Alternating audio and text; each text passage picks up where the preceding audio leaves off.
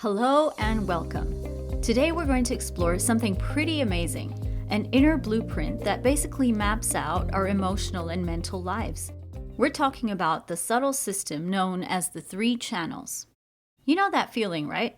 One minute you're stuck thinking about something that happened yesterday or maybe years ago, and then the next your mind is just racing, planning, and worrying about what's going to happen next.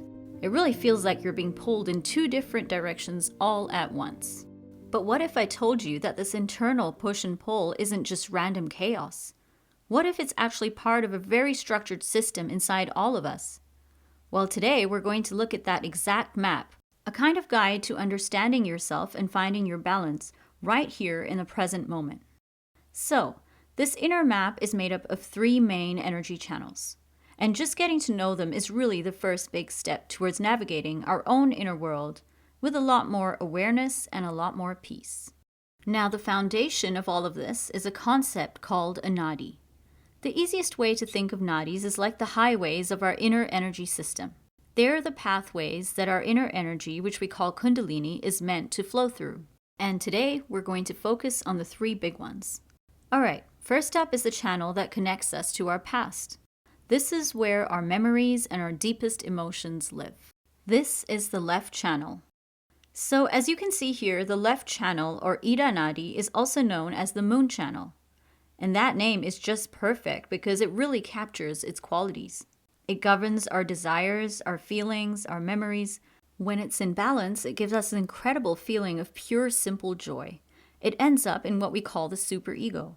You can just think of that as the big internal filing cabinet for all our habits and conditionings from the past. But what happens when this channel gets overactive? Well, we can get completely stuck in the past, and that leads to some pretty dramatic mood swings. From feeling on top of the world one minute to down in the dumps the next. We can become really passive, lethargic, and just caught up in our own stuff.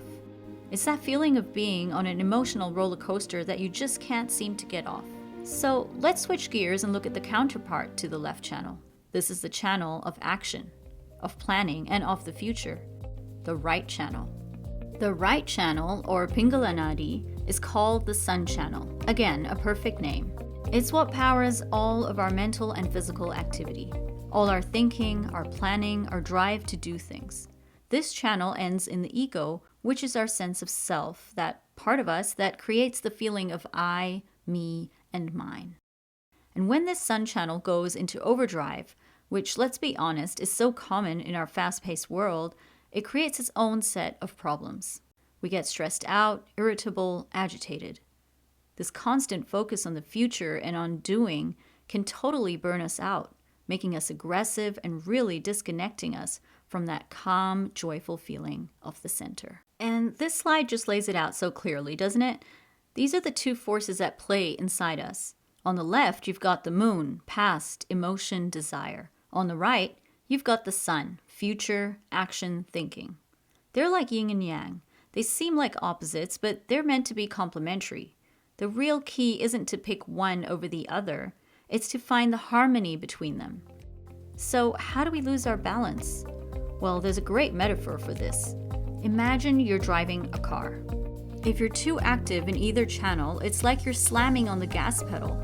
You start going too fast, you lose control, and you veer off on one side of the road or the other. And when our right side, our planning side, takes over, our ego gets really inflated. It starts thinking it's in charge of everything, and that's what throws us completely off balance. Okay, so if the left is the past, and the right is the future, where does that leave the present moment? Well, that is the job of the central channel, and it's the key to bringing everything back together. The central channel, or Sushumna Nadi, is really the game changer here. This is the middle path. It's not about living in the past or racing towards the future. It's the channel of the present. This is the channel that actually sustains us and allows us to grow spiritually.